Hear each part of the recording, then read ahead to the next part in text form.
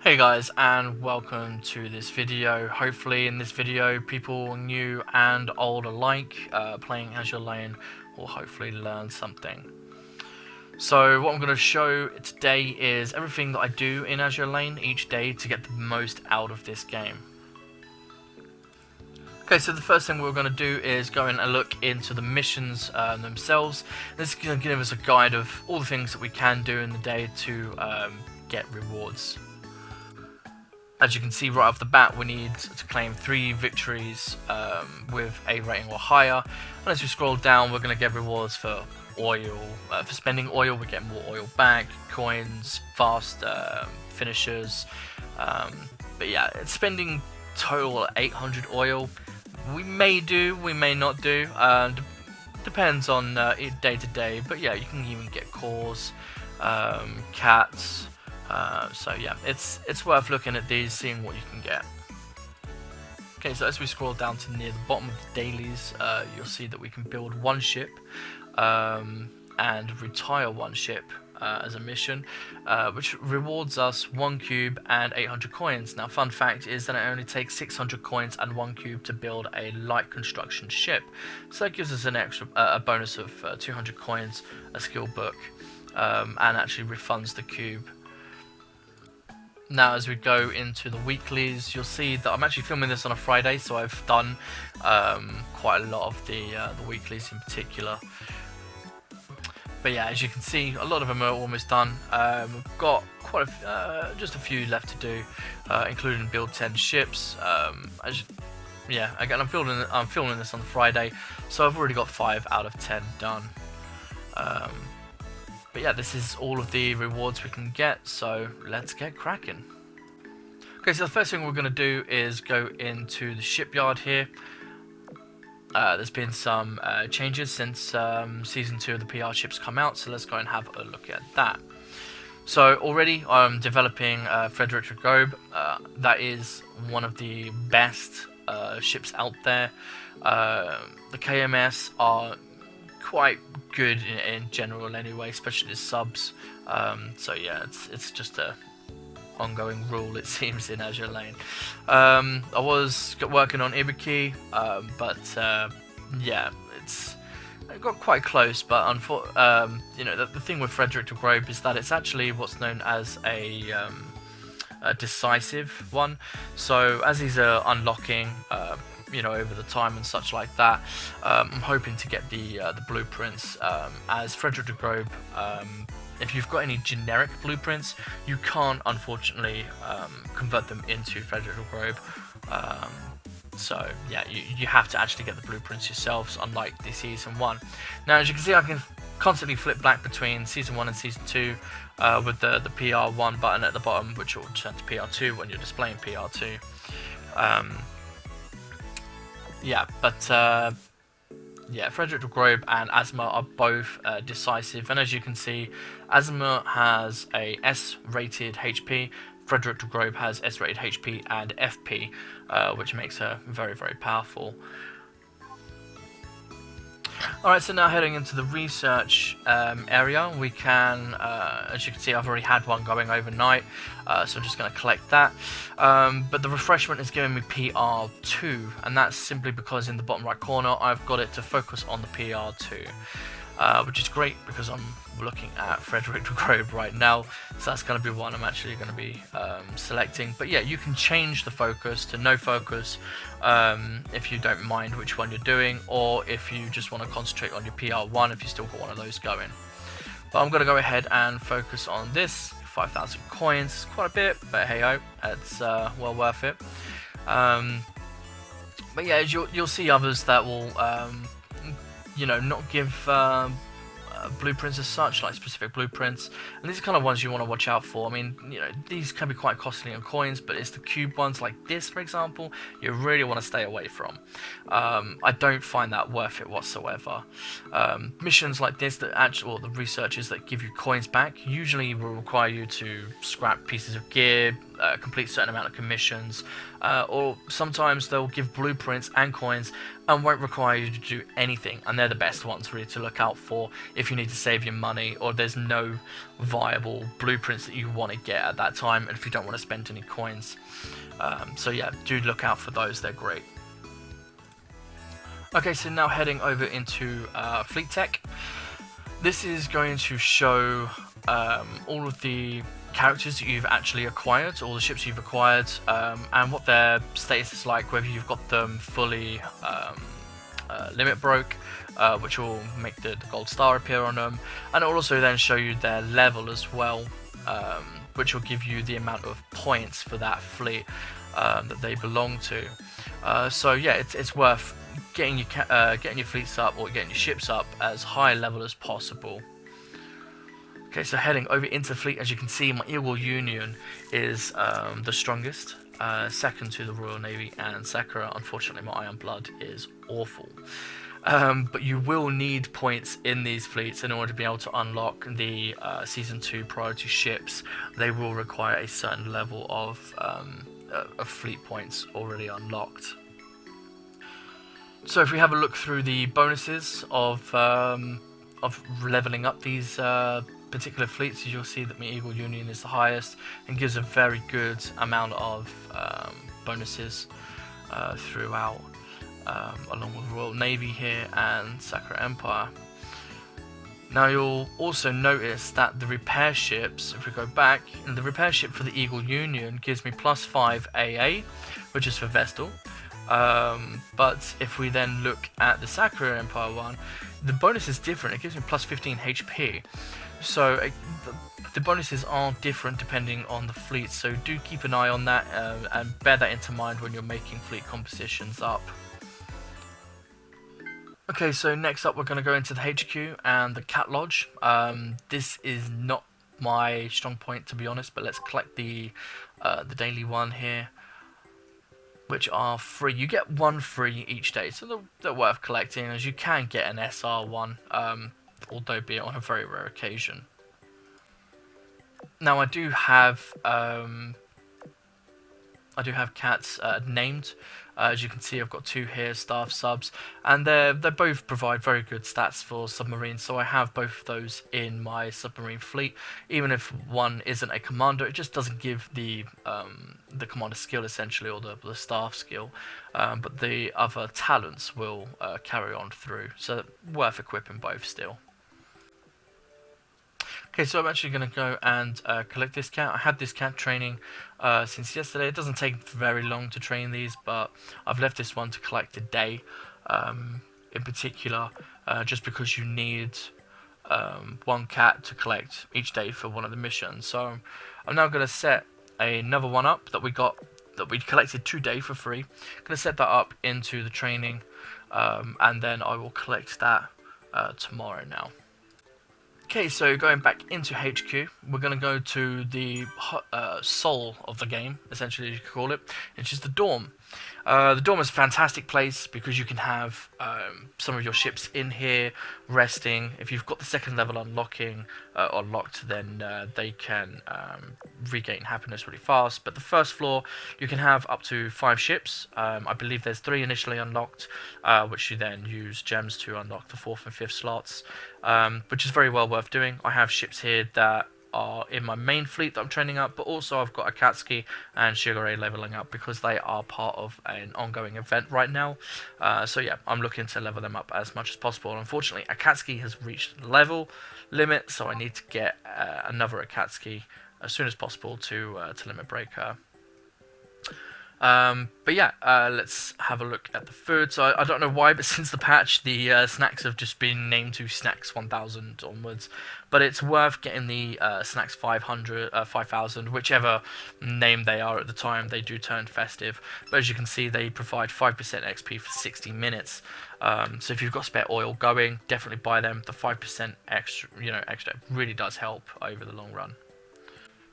Now, as you can see, I've got quite a few Dorm coins, and I'm going to have a look and see what is going on with the new sets that they've got. We've got a couple on sale, but let's have a look and see if any provide any new comfort. I've already got quite a high comfort level, so I'm not expecting them to, and it doesn't look like it's going to happen. So yeah, that's really all I'm looking out for. I'm not a big fan of the Christmas ones, so I'm not really going to bother in spending out on them. But as you can see, I've already got a couple of the standard sets, and parts of the other sets as well. So if I scroll through, you'll actually see I've just bought parts of those sets that provided extra comfort level. Unfortunately, the rest of the set doesn't provide extra comfort level, so I haven't bought any other parts of them.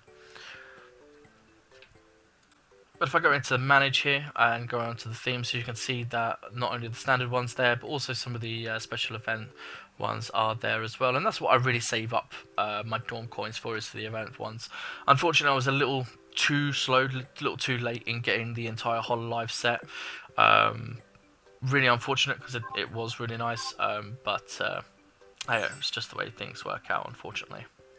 But as you can see, my bonus XP gain is plus 81% already, so it is quite high, and it's going to be hard to get anything else to add to that. Okay, so heading into the academy, I'm actually going to collect my coins and oil here quickly before heading into the tactical classroom. I am training the skills for the Hololive fleet ships, simply because I feel that they are really underrated. In fact, to be fair, the ships on their own aren't very good, and I would have definitely other ships to replace them. However, they have skills that benefit each other,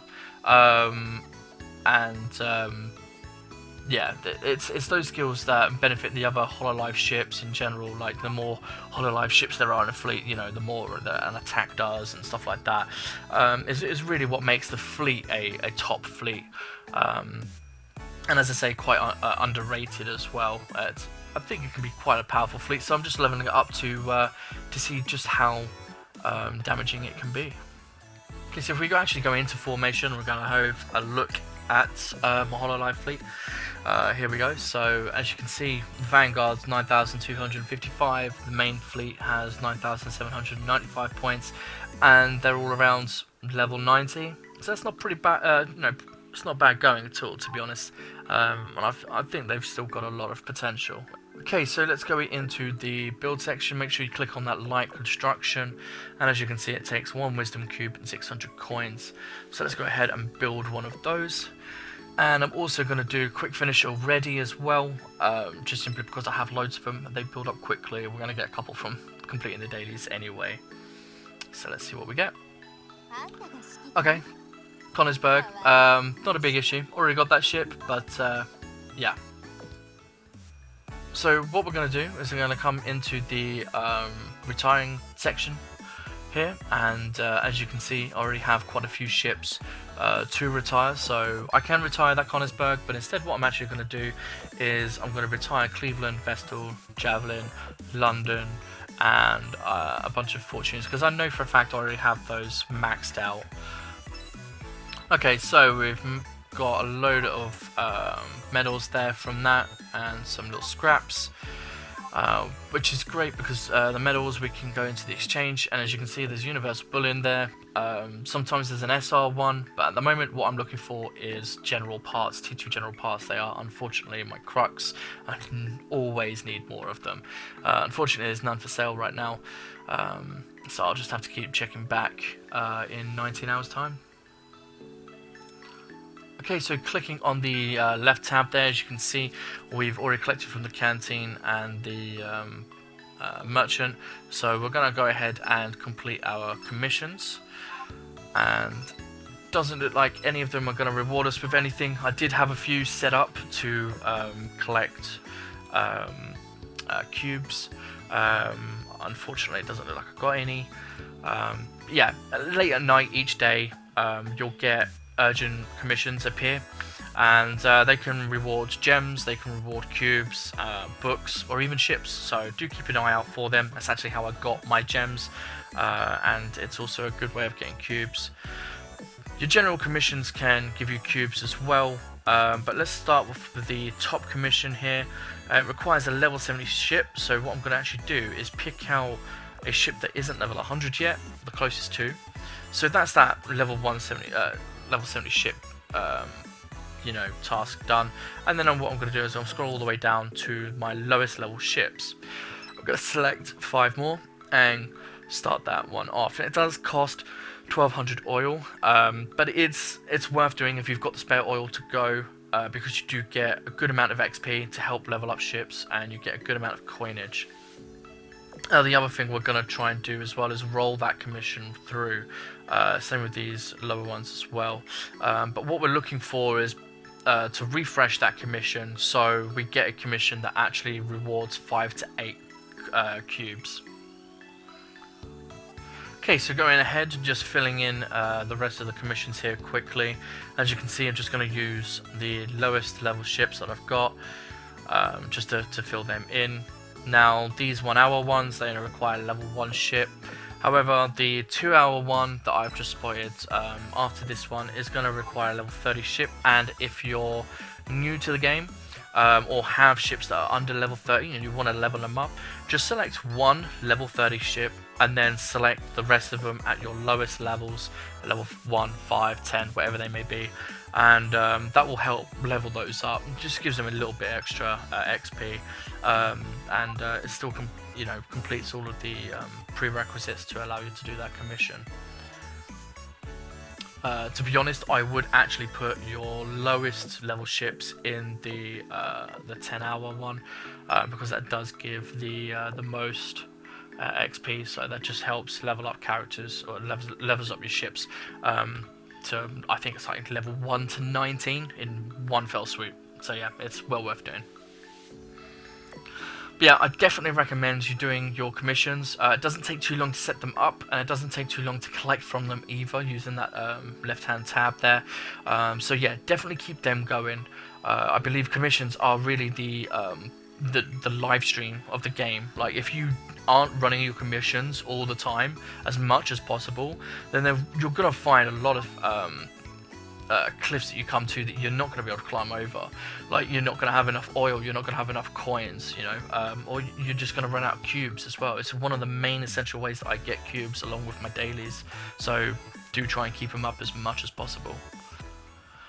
Okay, so coming into the battle screen, what we are actually going to do is click onto dailies, and we're going to see what actual daily missions we have available here as well.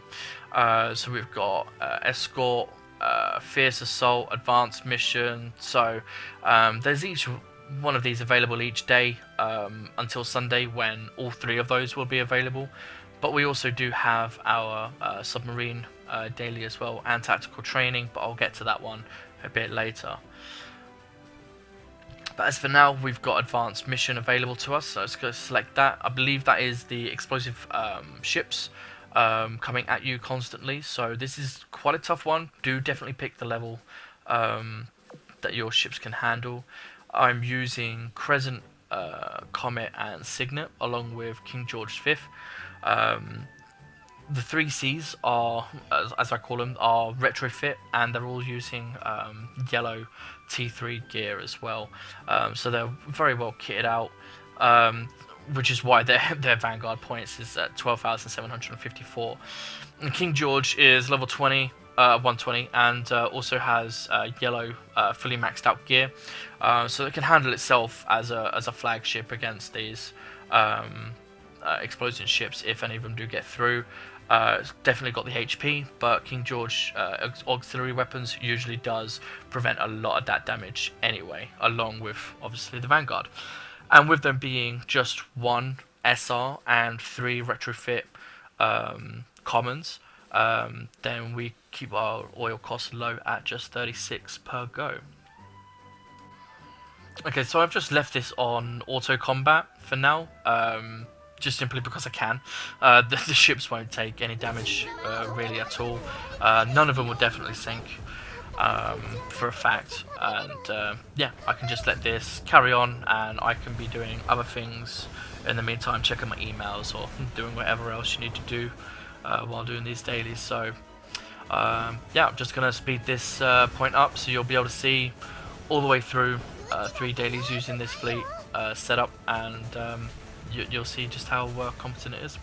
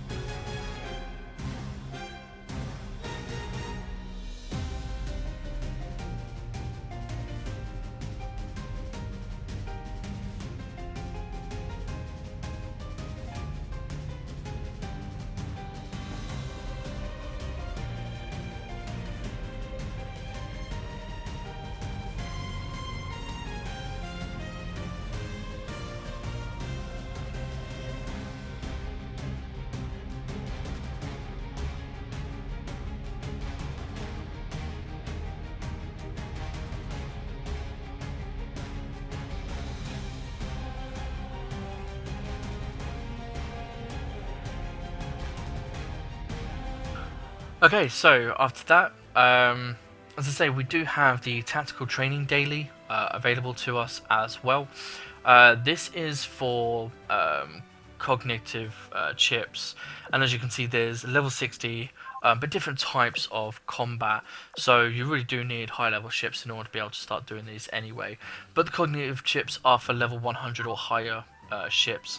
They allow the ships to basically break past level 100, level 105, 110, and 115. So you're going to need 4 lots of them per ship in order to get it to 120.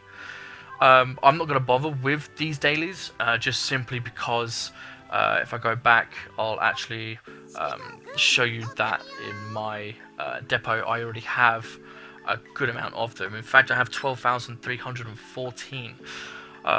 With a lot of my ships already awoken as well, so I don't bother with the daily. I haven't bothered with the daily for quite some time, months if not even half a year, and yeah, I have that many chips. They're literally just thrown at you nowadays, so you shouldn't need to do the daily. I did have to farm it at first, but hopefully it's not going to be too much of a struggle for newcomers. Okay, so now heading back onto the battle screen, we're now going to look at hard mode missions. Definitely well worth doing, and make sure that you can just keep it to your level, but really what we're after is these retrofit blueprints. The tier 1 and the tier 2, the blue and the purples, are pretty easy to get, tier 1s especially, and you can make tier 2 ones, but the ones that we really want are these tier 3 gold ones. You cannot make them from tier 2s, so they're really what you're after, especially when you start retrofitting rare ships. You're going to need quite a lot of them. On top of that, you do get core datas as well, and the higher the level stages are, the more core datas you get from these. I'll give an example of the fleet I use, in particular in stage 6. It's overkill, but it's just to level up these characters. I love Kawakaze and the main fleet there, so yeah, I really do try and keep as many of them as possible just to get extra XP. I'm not going to show you the fights. I'm sure you'll be able to do those yourselves as well at the level that's appropriate to you. But if we come into exercises here, this is another great way of getting XP. As you can see, my defense fleet is quite high, and it's actually my favorite waifu fleet, I will say. But yeah, looking at my opponents here, if I was to select the far left one, The way it works is that the far left one is always the highest ranking one, and if I was to constantly go for that opponent and win, my ranking for this season would go up. Now there's only 2 days, 18 hours left, so I'm not particularly fussed about that, or you might find that far left one is too much, so you might have to go for another opponent. And there's a retrofit Warspite. Oh dear, the amount I see of them. Just because you've got a retrofit Warspite doesn't mean it belongs in a PvP defense fleet. I'm sorry, it doesn't work like that. Fleet composition means a lot. So I'm going to pick this far left one, as it's quite close to what my attack fleet is points wise as well. My attack fleet is different to my defense fleet. So let's go ahead and start this fight here. Okay, so this fight is on auto. Don't get a choice in it, unfortunately. It's completely random and just a face-off between two fleets. The only thing you can do in this point is just move your character from, move your screen from left to right. As you can see, my fleet composition is pretty strong. It was quite close to what the enemy has, but with Kaga and Akatsuki working together, they complement each other, so they get faster strike. So I was able to get in and take out the enemy vanguard faster than what they were able to do damage to me. And Nagato also boosts carriers. So again, I can't stress enough how important fleet composition is, and that just allows me to win these fights. And it gives them 1000 XP per time. MVP to Kaga, 2000 points, and Nagato as my flagship also gets 50% extra as well. So yeah, great way of getting XP. As you can see, I can do another 9 exercises at the moment with another, I believe it will refresh another 5, up to 5, in 6 hours 47 minutes. But yeah, it's definitely worth doing. Otsumiyo! Okay, so let's go and have a look at the shops. So we're going to click on the shop and munition options, and this is where we're going to be able to spend our good coinage. Here we also have the merit shop, where we'll be able to spend our merit. As you can see, there's a SR bull in there, a cube, and there's even R bullets in there as well for 3000 points at times. But also we've got South Dakota and Eldridge, and this is the only location you can get those ships if you are a collector or if you really like those ships. Okay, and we also have the core shop, which is a great place to buy special additions to your ship. As you can see, the oxygen torpedo. I know I've already bought a snorkel for my subs, but yeah, the oxygen torpedoes are really worth picking up for a lot of your destroyers. I believe Enterprise likes the SPD Dauntless, the Swordfish for Ark Royal. So yeah, they're worth getting, but also, as you saw on there, you can get Akatsuki. I would not buy Akatsuki because if we come into here into the archive, you can see visitors died in red. Well, let's pick up these data keys quickly, but yeah, you get 2 data keys each time, and coming into here we can actually get Akatsuki. So what we're looking for at the moment is A3 and B3 zones. I don't have any of the hard modes unlocked in this area right now, so at the moment I'm just farming B3 for Akatsuki, as it's one of the event ships that I need, and I need to limit break, as I mentioned earlier. It is rewarded from here, but unfortunately, as you can see, I haven't been so lucky just yet. So yeah, I've got to carry on farming to get Akatsuki, but it's definitely available. A3, B3, C3, and I believe all of the D stages as well, D1, 2 and 3. So what I'm going to do is I'm just going to quickly select some fleets that I'm probably going to use. So I would use my Sakura fleet, which is the ships mentioned for the 20% extra bonuses for this event that's going on right now. But yeah, I've also got my Frederick de Grobe XP fleet here as well. And what I'm going to do is essentially just clear out all of these sub-fleets, essentially what they are. You want to clear out all of these sub-fleets because each one has a chance of giving you Akatsuki. So being that's my goal, I want to clear them out as fast as possible. Again, it's on auto, but probably should do this on manual just so I don't waste those first salvos, and actually complete these stages a little faster. Each key that we use to access this will give us 15 minutes as it's stated, so you've got half an hour of gameplay in this event each day, and if you are quick enough you can clear out B3, all sub-fleets and the boss fleet and get back into it all within 15 minutes. You can clear it twice. If the 15 minutes runs out while you're in B3, you haven't got to worry, you've still got like the 12 hours or whatever it is before the stage expires. So as long as you can get back into D3 within the 15 minutes, you're good as gold. And as I say, you can do that up to 4 times a day if you are, you know, on time. Okay, so I'm not going to do any more of those, just to save you from that. But as you can see here, we've got the special events going on with Holiday Special and also the Dawning Ceremony. So in this Dawning Ceremony, as I say, there's 4 ships. Akatsuki, Shigure, Shokaku, and Atago will gain 20% extra XP from sorties, and will be used to to complete the special missions in Phase 2. Now Phase 2 starts on Boxing Day, Christmas Day to the 26th of December, whichever you want to call it. But Stage 2 is going to be requiring those 4 aforementioned ships to complete special missions, and these are going to be, say, for example, using Shokaku to complete special Stage 2 10 times. Or Atago completing special stage 1 15 times, something like that, you know. And this will get you points, or training points in particular it says, which will help to unlock the Ceremonial Sakura portrait frame. Now this is just a avatar chat frame, essentially, ring. It's not really of any significance or importance. Especially if you don't like the in-game chat, if you want to stay away from that, then this isn't the event for you. However, if you're a collector, you like the fancy frames and all of that kind of stuff, then do make sure you have at least 2 of those ships mentioned. I would recommend 3, as you don't need to complete all of the missions to get the Ceremonial Sakura portrait frame, but completing all of the missions will give you extra points left over, which don't feed into anything. So it's not necessary to complete all of them. So don't worry if you're new to the game and you haven't got all of those ships. Do try and acquire Shigure. Shigure is rewarded in some mission levels as well.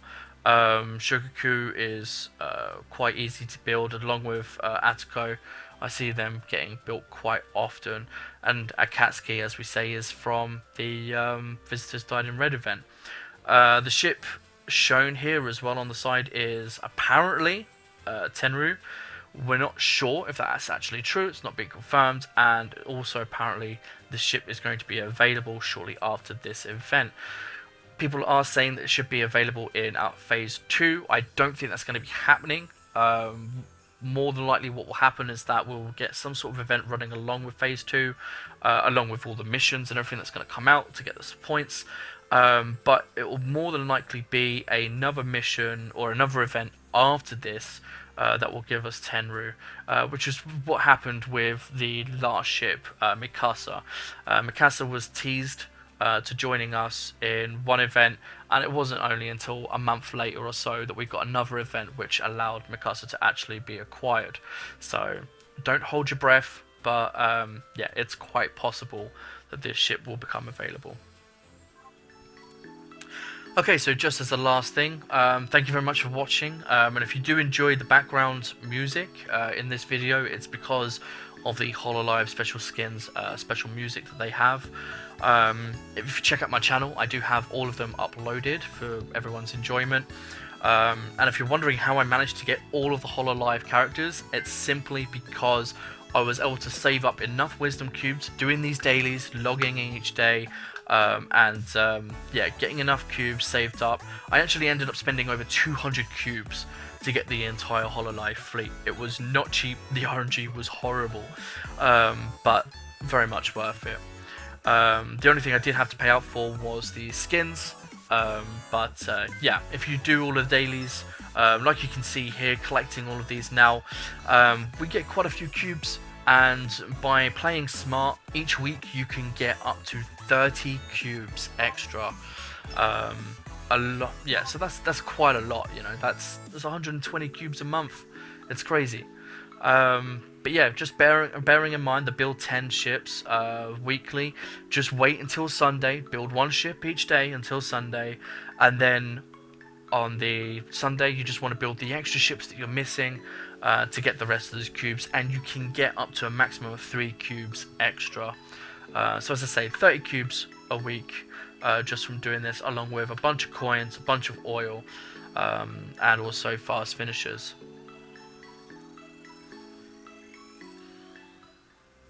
So yeah, as I say, coming into the monthly login, we'll be able to see here I got 9 cubes alone today. So let's have a little quick tally up at how many cubes we can get each month. So there's 30, I just had a quick look, and there's 30 cubes available each month, as well as 2 rare bullins, an SR bullin, an SR cat, and of course our monthly login ship. So it's definitely worth logging in each day, even if you can't do all of these activities. Come in each day and yeah, make the most out of Azur Lane.